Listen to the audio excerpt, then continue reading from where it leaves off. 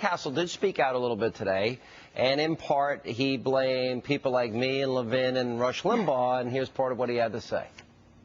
I think the misrepresentations, the lies of Sean Hannity and Rush Limbaugh on the air were another very significant part of all of this. I think some of the misrepresentations in my opponent's race were a part of it as well. How they ever came up with the theory I voted to impeach George Bush, I'll never know. I mean, and that was the news for a couple of days right around the election time by, I think, Mr. Limbaugh. But those are the kinds of things that make politics very difficult.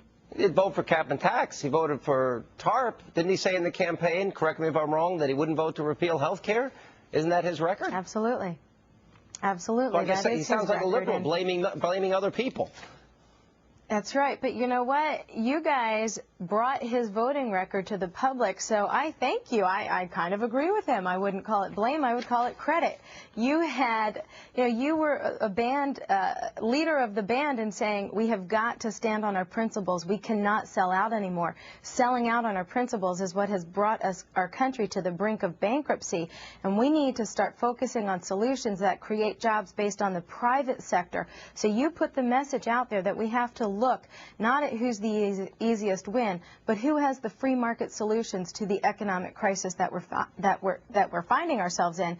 I think a lot of the voters began to then look beyond a lot of the mudslinging that my opponent was putting out to the positions that we are both presenting, and many of the voters then told me he wasn't presenting any positions. You were the only one, and so I do thank you for that.